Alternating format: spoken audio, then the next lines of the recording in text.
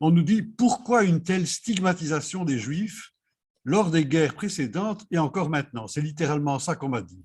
Alors je suppose que la personne qui a posé cette question songeait évidemment à la Seconde Guerre mondiale, parce que les guerres précédentes, il y a la Seconde, il y a la Première, la guerre de 1870, etc.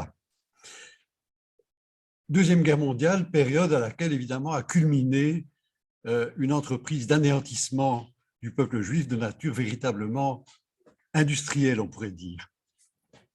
Mais avant d'arriver à ce moment de déchaînement extrême, je voudrais remonter un peu le temps et essayer de retracer rapidement les différentes étapes qui ont conduit à l'antisémitisme du XXe siècle et ses manifestations actuelles. Alors, la finale de mon travail sera plutôt de vous présenter la problématique pour les chrétiens, puisque nous sommes quand même des chrétiens qui sont réunis, et les chrétiens ont un rôle majeur, je crois, dans ce qui s'est passé par rapport à la stigmatisation des Juifs. Alors, tout d'abord, de quoi parle-t-on quand on parle des Juifs? C'est rien. Alors, de quoi parle-t-on quand on parle des Juifs? Le peuple hébreu s'est constitué sur la terre d'Israël. Vous avez là une photo prise par satellite de cette terre, avec la mer Morte en bas, selon un long processus. Alors, on en trouve la trace dans les livres bibliques, pas toujours évidemment avec une grande rigueur historique, bien sûr, mais ce dont on est à peu près sûr, c'est qu'au début de la royauté en Israël, c'est-à-dire vers 1000 ans avant Jésus-Christ, début du premier millénaire, on est en présence d'un peuple qui est formé de différentes tribus qui toutes se réclament d'ancêtres communs. Et ces ancêtres, vous les connaissez, c'est Abraham, Isaac, Jacob. Voilà une mosaïque qui représente les 12 tribus d'Israël, avec leur symbole et le nom en hébreu en dessous.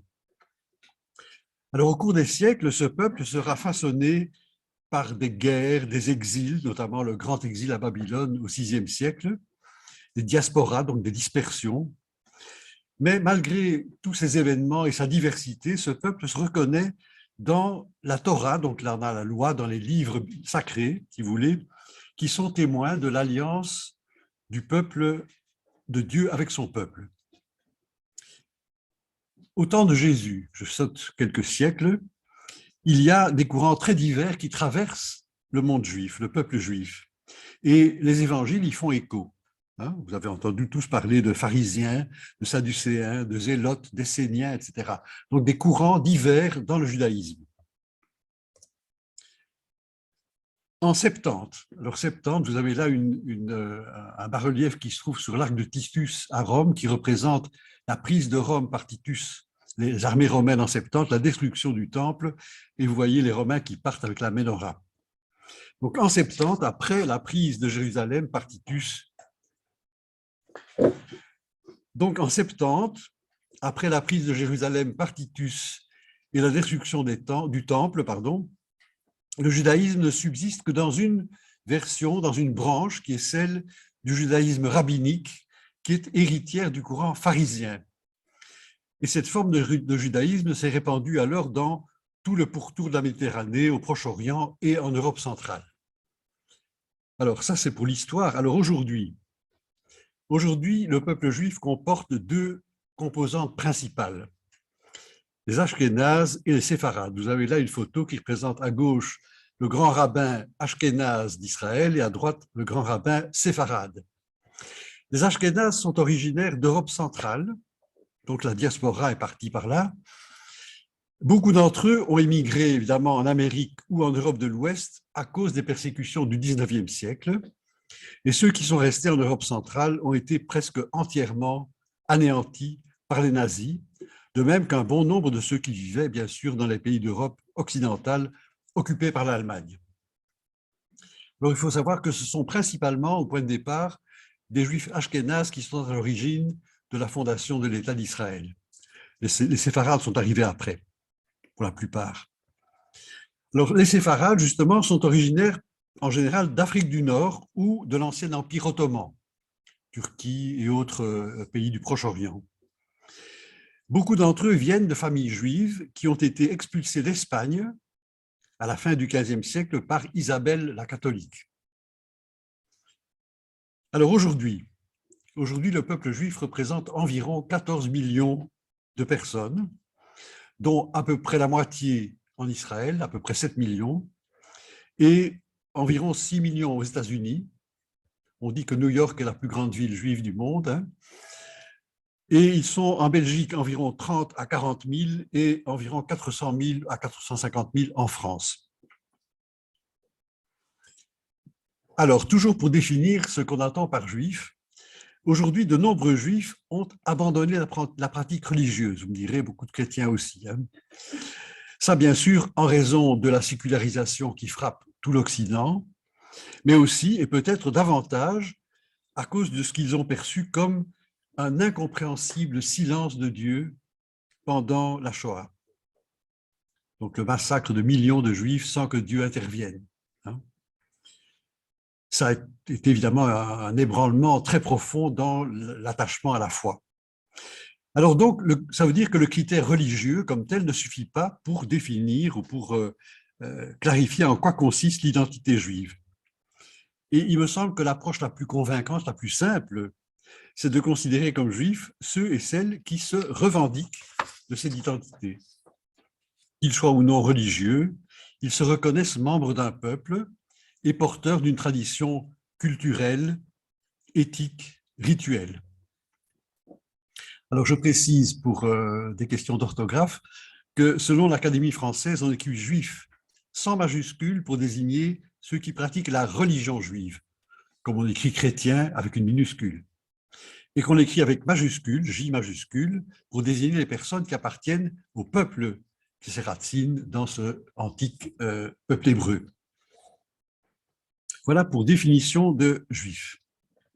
J'en viens maintenant plutôt au sujet. Antisémitisme et antijudaïsme.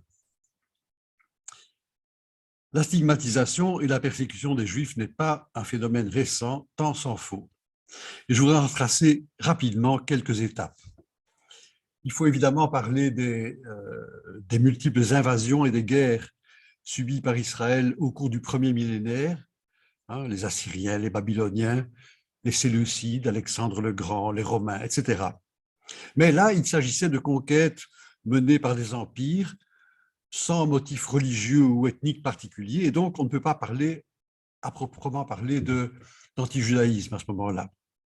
Les premières manifestations d'antijudaïsme apparaissent dans le processus de séparation qui a été lent et qui a été long entre les chrétiens et les juifs, l'Église et la synagogue, à partir du 1er siècle. Un processus, il ne faut pas oublier que la première Église était entièrement juive, bien entendu, hein. La plupart des premiers disciples du Christ étaient juifs, Jésus était juif, ses apôtres aussi, et ils fréquentaient la synagogue. Et ce qui n'a pas empêché ce processus de se marquer jusqu'à une division très forte et faire apparaître alors l'hostilité envers les Juifs, hostilité qui allait se développer au cours des siècles et qui était basée essentiellement sur quelques thèses qui ont subsisté pendant très longtemps. La première, c'est que Jésus et le peuple juif, Israël et le peuple juif ont refusé le Christ, et par conséquent, c'est l'Église qui est le nouvel Israël, qui poursuit le plan de Dieu. C'est ce qu'on appellera la théologie de la substitution. Donc, l'Église se substitue à Israël qui disparaît.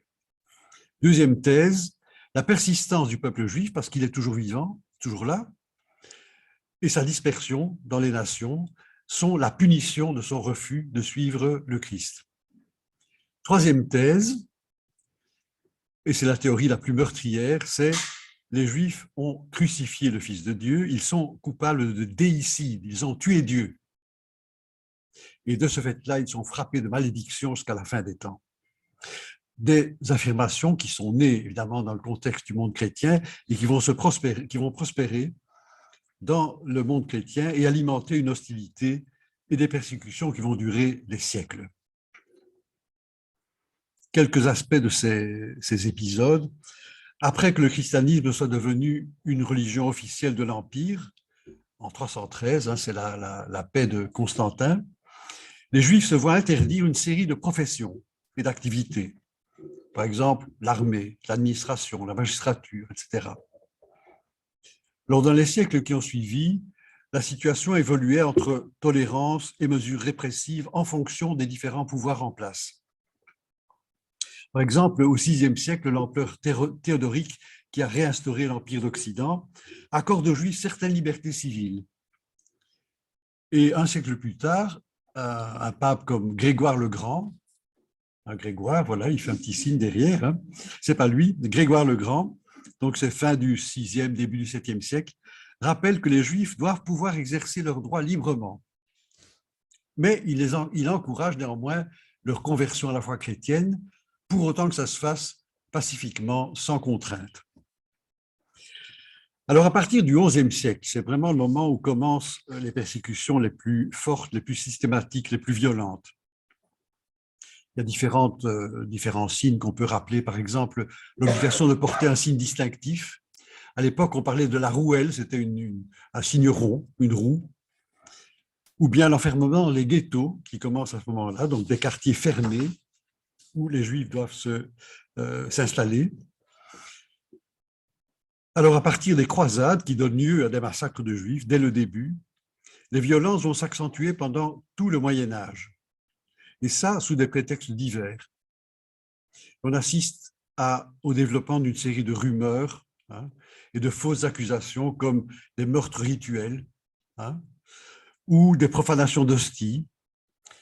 Je vous présente là une mosaïque, pardon, pas une mosaïque, un vitrail de la cathédrale de Bruxelles qui fait, il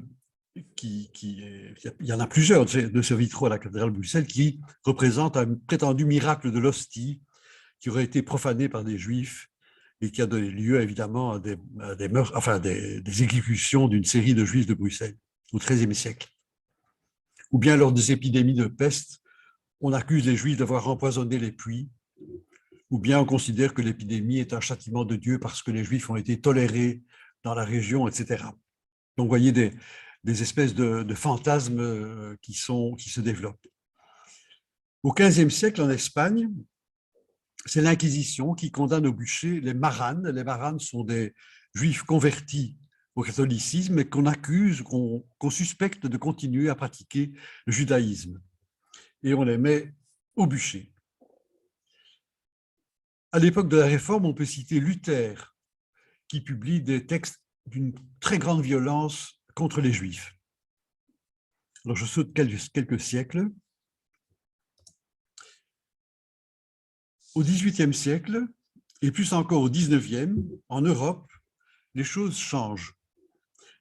On est dans la foulée des révolutions et de ce qu'on a appelé la philosophie des Lumières. Et dans ce contexte-là, les Juifs obtiennent des droits civils, des droits politiques. Et nombreux alors sont ceux qui, comme on a dit, s'assimilent et participent pleinement à la vie de la cité, dans toutes sortes de domaines, des professions, des fonctions officielles, etc. Mais ça n'empêche pas l'antisémitisme de ressurgir fréquemment. En France, par exemple, il est généralement le fait de courants catholiques qui ressortent les classiques accusations de déicide ou de théorie du remplacement. Et s'y ajoute maintenant un nouveau reproche qui est celui de manipuler l'argent, les Juifs et l'argent. Ah, Rothschild. Alors à ce sujet-là, il faut quand même rappeler que dès le Moyen Âge, les Juifs se sont vus interdire toute une série de professions, pas seulement l'armée, la magistrature, etc., mais toute une série de professions, au point qu'il ne restait pratiquement que pas seulement des professions, aussi la propriété de terres et d'immeubles. Et en 1176, le pape décrète que le prêt à intérêt sera passible d'excommunication. Donc, les chrétiens ne peuvent plus faire de prêt à intérêt. Et du coup, les gens qui ont de l'argent, la noblesse, l'Église, font appel aux Juifs pour s'occuper de la gestion de leur argent. C'est l'origine des banques.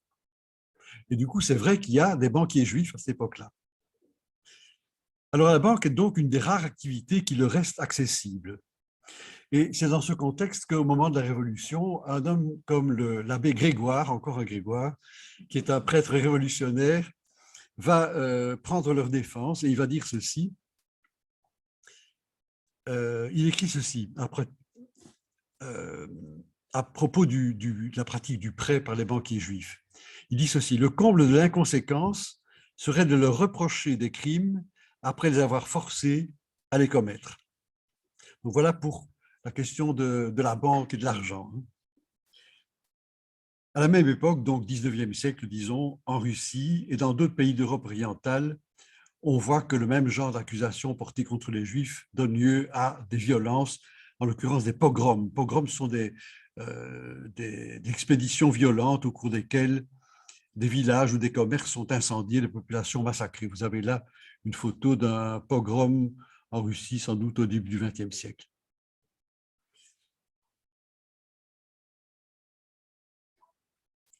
Et on a même des témoignages dans lesquels on raconte que, encore un clic, voilà, après une prédication dans une église où on stigmatise les Juifs, des pogroms se mettent en route sous la conduite d'un prêtre portant la croix. Ce n'est pas très évangélique. Alors évidemment, la manifestation la plus terrible de l'antisémitisme est évidemment celle de l'Allemagne hitlérienne. Et à l'origine de cette haine destructrice, il y a sans doute, je crois, un fond de vieil antisémitisme chrétien, antijudaïsme chrétien. Mais les nazis vont y ajouter autre chose qui va déclencher l'opérativité de leur persécution. Ce sont des théories pseudo-scientifiques basées sur une hiérarchie des races. Pour eux, les Juifs sont une race inférieure qui est nuisible à la race aryenne, à la race des seigneurs. On connaît le résultat. 6 millions de Juifs anéantis en quelques années en Europe centrale et en Europe de l'Ouest, dans des camps d'extermination ou bien abattus dans des fosses communes. En 1941, à Babi Yar, c'est en Ukraine, c'est près de Kiev, en 2 jours, près de 35 000 Juifs, hommes, femmes et enfants, sont abattus par balles et jetés dans une fosse. Alors aujourd'hui, l'antijudaïsme chrétien n'a pas entièrement disparu, mais les principales manifestations d'antisémitisme sont, je crois, on peut le dire, le fait d'extrémisme musulmans. Alors on trouve dans le Coran, évidemment, des passages très virulents contre les Juifs, aussi contre les chrétiens. Et d'autre part, et c'est sans doute le facteur déterminant, la situation au Proche-Orient, Israël, Palestine, alimente cette hostilité, elle est instrumentalisée, si vous voulez, pour, comment dirais-je, considérer que les Juifs sont responsables d'une manière globale de cette situation et donc de provoquer alors des actes comme des attentats, etc. Tout ça, c'est pour pour les événements. Alors le pourquoi? Pourquoi tout ça? Alors, diverses explications sont avancées pour tenter d'expliquer cette haine des Juifs qui traverse toute l'histoire. Une première explication, je crois qu'il a son importance, c'est l'identité très forte du peuple juif qui est porteur de cette charge lourde d'être témoin de l'alliance de Dieu, ce qu'on a appelé l'élection. Il y a un humoriste français d'origine juive, j'ai oublié son nom, qui disait on dit peuple élu, dit, alors il dit non, peut-être en ballottage. Hein. Donc, élection, donc c'est une mission lourde. Voilà, Moïse qui reçoit les tables de la loi, l'alliance. Et cet attachement à l'alliance se traduit dès l'origine par une résistance farouche à toutes sortes de tentatives d'assimilation ou de soumission à des divinités étrangères. Et donc, il y a une espèce d'identité très marquée. Hein. Et je crois que si on veut rechercher une explication au fait que la majorité des Juifs n'ont pas suivi Jésus et ses disciples, c'est notamment dans cet attachement qu'on peut la trouver. Alors, vu de l'extérieur, cet attachement à l'identité et à la tradition a souvent été perçu comme une attitude de fierté, même de supériorité ou de fermeture aux autres. Et on comprend qu'il ne faut pas grand-chose pour que cette vision des choses engendre la haine de celui qui est différent. Une première explication. Donc. Mais on voit bien que cette explication n'est pas suffisante puisque, comme je vous l'ai dit, à partir du XVIIIe siècle, XIXe siècle, beaucoup de Juifs d'Europe, en tout cas, sont entièrement assimilés culturellement et socialement. Et pourtant, ça ne met pas fin à la discrimination et aux persécutions. Vous vous rappelez, enfin vous vous rappelez, non, mais vous avez entendu parler de l'affaire Dreyfus, donc un officier qui était accusé de haute trahison faussement et qui a été réhabilité après. Là, on voit la Dreyfus qui est dégradé et on casse son sabre d'officier. On peut rappeler aussi que les nazis ne faisaient pas la différence entre juifs religieux, juifs laïcs ou assimilés. Là, c'est une image de la nuit de cristal à Berlin, où on a tué, massacré, cassé beaucoup de lieux appartenant à des juifs. Et donc, il y a un motif plus profond à cette hostilité tenace. Et je crois qu'il faut le reconnaître, un des motifs est la persistance de l'antijudaïsme chrétien. Et ça, malgré de très importantes avancées réalisées par l'Église depuis un demi-siècle, et je vais y revenir, il reste encore profondément ancré dans la mentalité de beaucoup. Et je cite comme exemple, c'est peut-être anodin, mais c'est significatif, la manière souvent caricaturale dont on commente les textes d'évangile où il est question des pharisiens ou des juifs en général. C'est les méchants contre les bons. Un peu simpliste. Alors, il y a eu, en plus de la théorie des juifs qui possèdent l'argent, à partir du XIXe siècle, une théorie s'est développée selon laquelle les juifs s'organisent entre eux pour dominer le monde. Une belle caricature. Vous avez peut-être entendu parler de ce qu'on appelle le protocole des sages de Sion. Non, eh bien. C'est une brochure qui prétend révéler un complot juif pour dominer le monde. Donc, c'est un peu un compte-rendu d'une réunion entre des sages pour mettre en place les instruments de domination du monde. Et ce texte, qui a été publié en 1903 en Russie, a été fabriqué de toutes pièces par la police secrète du tsar, pour des raisons, évidemment, on comprend très bien, parce qu'il s'agissait de faire taire les notables juifs de son empire. Et ça a été très rapidement, et aujourd'hui, plus personne, aucun historien sérieux ne dit que ce texte a la moindre valeur quelconque.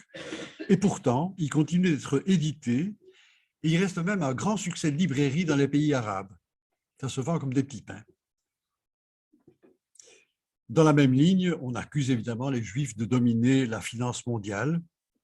Alors, bien sûr, s'il y a un lien entre les Juifs et la banque, je l'ai dit, il serait tout à fait exagéré de croire que les banques fondées par des Juifs contrôlent la finance mondiale et contrôlent le monde. Il n'y a pas que. Et enfin, j'en ai dit un mot, il y a l'antisémitisme arabo-musulman qui a des sources dans le Coran et qui est instrumentalisé par le conflit israélo-arabe. Voilà une belle caricature encore. Et j'en viens aux chrétiens, à nous. Il y a des recommandations à faire parce que, je vous l'ai dit, ce n'est pas terminé.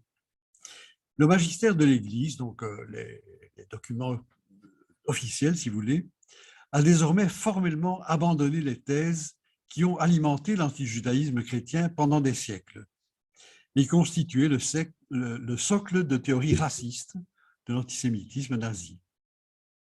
Le tournant à cet égard a été le Concile Vatican II avec la publication de Nostra Aetate, déclaration sur les relations de l'Église avec les religions non chrétiennes. Alors, on y trouve notamment un passage que je vous ai mis sur l'écran, je crois, oui, c'est ça. Encore que les autorités juives, avec leurs partisans, aient poussé à la mort du Christ, Ce qui a été commis durant sa passion ne peut être imputé ni indistinctement à tous les Juifs vivant alors, ni aux Juifs de notre temps. S'il est vrai que l'Église est le nouveau peuple de Dieu, les Juifs ne doivent pas pour autant être présentés comme réprouvés par Dieu, ni maudits, comme si cela découlait de la Sainte Écriture. Et donc l'Église rejette clairement l'accusation de déicide, hein, les Juifs ont tué Dieu, et la théologie de substitution. Mais comme je l'ai dit, beaucoup de chemin reste à faire pour déraciner les racines, les restes d'antijudaïsme qui traînent dans la mentalité de beaucoup de chrétiens. Alors pour terminer, oui ça va, j'ai encore un peu de temps, je vais parcourir avec vous quelques textes qui sont les têtes de chapitre d'un livre qui a largement préparé les avancées du monde chrétien envers le judaïsme. Il s'agit d'une œuvre de Jules Isaac. Les plus âgés d'entre nous ont utilisé les manuels d'histoire d'Isaac et de Malais Isaac. Ça ne vous dit rien, ça, non? Vous n'avez pas eu ça à l'école? Malais Isaac, c'est très connu, c'était des manuels scolaires. Donc, Isaac est un des deux co-rédacteurs de ces manuels. Et Jules Isaac est à l'origine de ce qui s'appelle aujourd'hui les amitiés judéo-chrétiennes, qui sont très actives, notamment en France. En 1960, il a remis à Jean 23 un dossier, là on a une photo de cette rencontre, qui a eu une influence directe sur la rédaction de Nostra Aetate. Alors ce livre, c'est un gros bouquin, écrit en grande partie pendant la guerre et publié en 1948, s'intitule « Jésus et Israël ». Et chacun de ces chapitres formule une proposition, il y en a 21, je crois, qui sont longuement commentées sur près de 600 pages. Donc vous avez le texte, je vous ai donné les feuilles, pour ceux qui sont en ligne, ben vous l'aurez sur l'écran. Il y en a beaucoup, donc je dis 21 propositions, on ne va pas les passer toutes en revue, mais quelques-unes. Je crois qu'elles sont très claires, si je leur donnerai peut-être un tout petit mot de commentaire, mais je crois que ça pourrait être utile pour susciter les questions ou les réactions après l'exposé.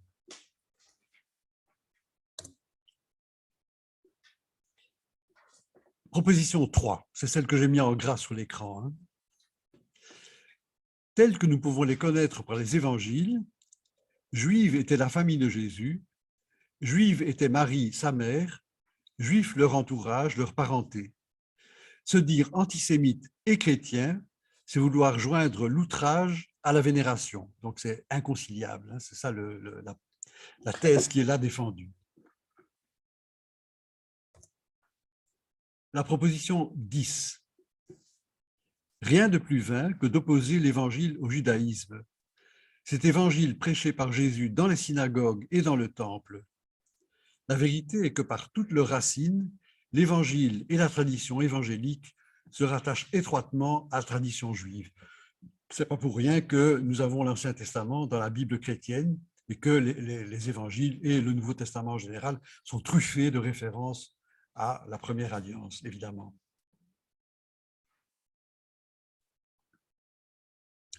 La proposition 11. Les auteurs chrétiens oublient volontiers qu'au temps de Jésus, la dispersion juive, donc la diaspora, était un fait accompli depuis plusieurs siècles. Je vous l'ai suggéré, je crois, tout à l'heure. Donc, on peut dire pratiquement dès le retour d'exil, déjà pendant l'exil, bien sûr, à Babylone, et après le retour d'exil, il y a déjà une dispersion très importante des Juifs dans le bassin méditerranéen. Et donc, que la dispersion juive était un fait accompli depuis plusieurs siècles, et donc que la majeure partie du peuple juif ne vivait plus en Palestine. D'où proposition 12, on n'a pas le droit d'affirmer que le peuple juif dans sa masse a repoussé Jésus. Et il ajoute, il est même probable que le peuple juif dans sa masse ne l'a même pas connu.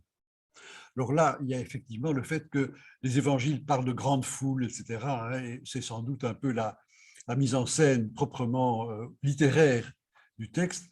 On peut penser que Jésus a circulé en Galilée, il est venu un peu à Jérusalem. Est-ce qu'il y a quelques centaines de Juifs qui l'ont entendu, quelques milliers peut-être? Sans doute pas beaucoup plus.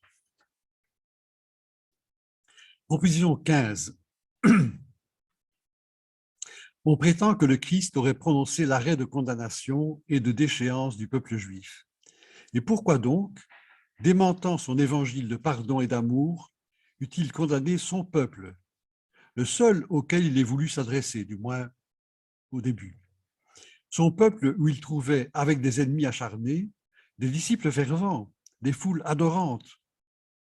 Il y a toute raison de croire que le vrai condamné est le vrai coupable, c'est-à-dire un certain pharisaïsme qui est de tous les temps et de tous les peuples, de toutes les religions, de toutes les églises.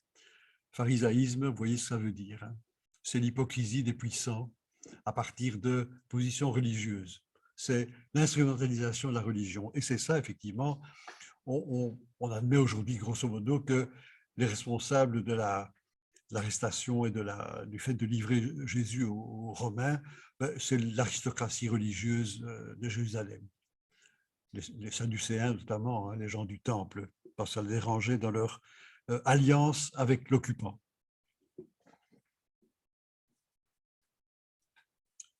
Proposition 16. Dans toute la chrétienté, depuis 1800 ans, on enseigne couramment que le peuple juif, pleinement responsable de la crucifixion, a commis le crime inexpiable de déicide. Donc il écrit ça pendant la guerre et publie en 1948. Hein, donc il faut le remettre dans le contexte. Il n'y a pas encore eu Nostra Aetate. Il n'est pas d'accusation plus meurtrière et effectivement, il n'en est pas qui fait couler plus de sang innocent. Alors là, sur je dirais les chiffres, on n'a pas d'idée évidemment du nombre qu'il y a pu y avoir de victimes des persécutions contre les Juifs depuis, disons, le IIIe siècle jusqu'au XXe siècle, mais certains auteurs disent que c'est par millions. On ne sait rien. Proposition 17. Or, Jésus, dans les évangiles, a pris soin de désigner par avance les auteurs responsables de la passion. Pontifes, notables et docteurs, espèce commune dont aucune nation n'a le monopole, la nation juive pas plus que les autres. Ça rejoint un peu ce qu'on disait par rapport aux autorités religieuses. Proposition 20. Mettant le comble à son injustice, trop heureuse d'obéir à un parti pris séculaire, compliqué d'ignorance ou d'incompréhension de l'Évangile, la dévotion dite chrétienne n'a jamais cessé d'exploiter contre le peuple juif tout entier le thème douloureux de la crucifixion. Et alors, proposition 21, quels que soient les péchés d'Israël, il est innocent, pleinement innocent, des crimes dont l'accuse la tradition chrétienne. Il n'a pas rejeté Jésus. Il ne faut pas oublier que la première église était judéo-chrétienne. Il ne l'a pas crucifié, pour les Romains, mais bon. Et Jésus n'a pas non plus été rejeté, n'a pas non plus rejeté Israël, ne l'a pas maudit. De même que les dons de Dieu sont sans repentance, Romains 11, 29, de même, l'évangélique loi d'amour est sans exception. Puissent les chrétiens le reconnaître enfin, reconnaître et réparer leur criante iniquité. À l'heure présente, au moment où il écrit, ou en tout cas où il publie, où une malédiction semble peser sur l'humanité tout entière, c'est le devoir pressant que leur dicte la médiation d'Auschwitz.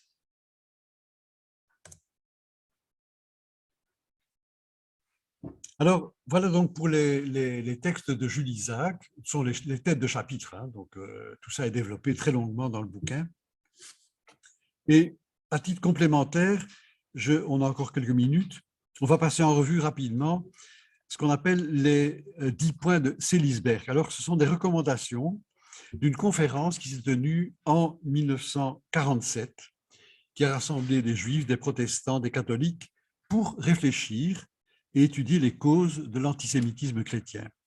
Et Jules Isaac, justement, lui encore, était un des participants et un des principaux animateurs de cette conférence. Et vous verrez que dans ces points de Seelisberg, on retrouve un peu les mêmes thèmes.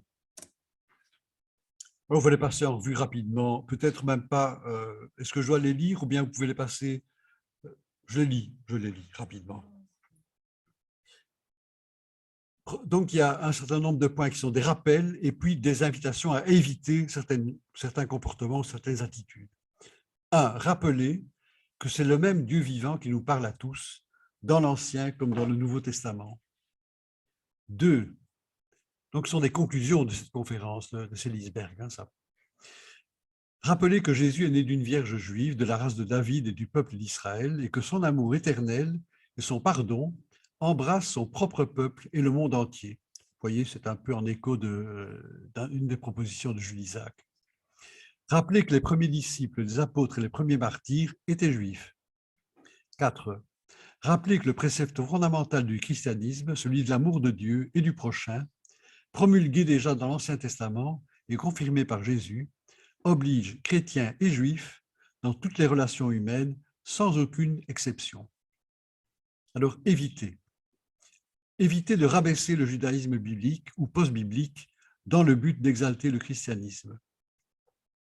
Évitez d'user le juif au sens exclusif de ennemi de Jésus ou de l'allocution ennemi de Jésus pour désigner le peuple juif tout entier. Je signale à ce point de vue-là que dans la dernière édition de la Bible de la Tob, vous voyez ce que c'est la Tob, la traduction œcuménique, dans l'évangile de Jean, on a modulé la traduction de l'expression les Juifs, oi iudaioi en grec, en tenant compte du contexte, de manière à éviter qu'on ait systématiquement l'image des Juifs dans tout ce qui est négatif. Okay. 7. Éviter de présenter la passion de telle manière que le caractère odieux de la mise à mort de Jésus retombe sur les Juifs seuls. Alors ça, c'est important ce qu'il dit là. Ce ne sont pas les Juifs qui en sont responsables, car la croix, qui nous sauve tous, révèle que c'est à cause de nos péchés, à tous, que le Christ est mort. Rappelez à tous les parents et éducateurs chrétiens la grave responsabilité qu'ils encourent du fait de présenter l'Évangile et surtout le récit de la Passion de manière simpliste. En effet, ils risquent par là, qu'ils le veuillent ou non, d'inspirer, qu'ils le veuillent ou non, l'aversion dans la conscience ou le subconscient de leurs enfants ou auditeurs. Je passe à la suite. 8. Éviter de rapporter les malédictions scripturaires et le cri d'une foule excitée que son sang retombe sur nous et sur nos enfants, sans rappeler que ce cri ne saurait prévaloir contre la prière infiniment plus puissante de Jésus, Père, pardonne-leur car ils ne savent pas ce qu'ils font. 9. Éviter d'accréditer l'opinion impie que le peuple juif est réprouvé, maudit, réservé pour une destinée de souffrance. Et 10. Éviter de parler des Juifs comme s'ils n'avaient pas été les premiers à être de l'Église. Voilà Jésus le Juif.